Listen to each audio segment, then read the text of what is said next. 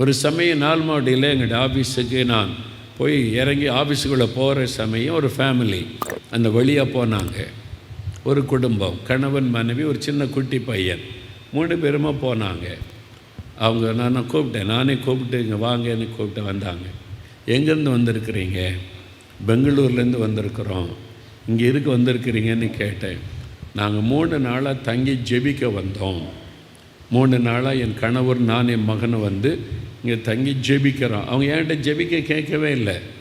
நாங்கள் தேசத்துக்காக ஜெபிக்க வந்தோம். 3 நாள் தங்கி ஜெபிச்சுட்டு அப்புறம் நாங்கள் போயிடுவோம்.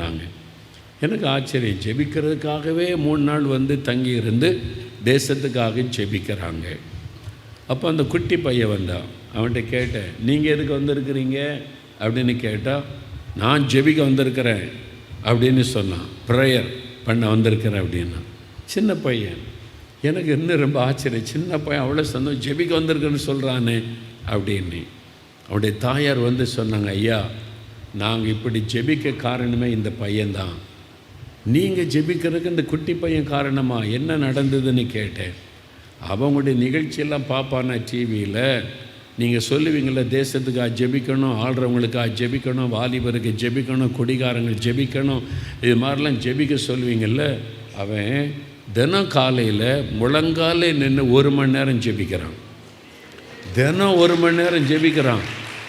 இவனுடைய ஜெபத்தை பார்த்து தான் நாங்கள் வெட்கப்பட்டு நம்மளும் ஜெபிக்கணும், நம்ம பிள்ளையே 1 மணி நேரம் ஜெபிக்கிற முழங்கால நின்று நம்ம ஜெபிக்கணும் எங்களுக்கு ஆசை வந்தது. அதுக்கு பிறகு தான் எங்களை ஒப்பு கொடுத்தோம். எனக்கு ஆச்சரியம், அந்த குட்டி பையன் பேரண்ட்ஸையே மாற்றிட்டான் ஜெபத்தில். நான் அவனை பார்த்து கேட்டேன், என்ன படிக்கிறீங்க அப்படின்னு கேட்டேன். அவனை பார்த்து என்ன சொன்னான் தெரியுமா? ஃபஸ்ட் ஸ்டாண்டர்ட் படிக்கிறேன் அப்படின்றான். First standard. அப்போ என்ன வயசு? 5 வயசு.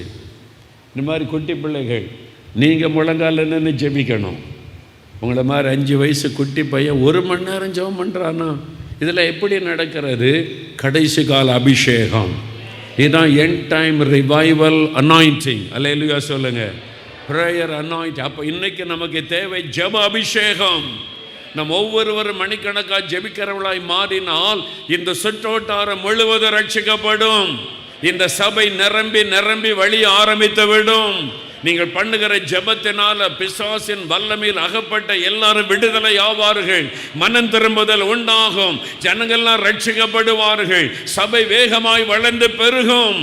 அதற்கு தேவை ஜெப அபிஷேகம்.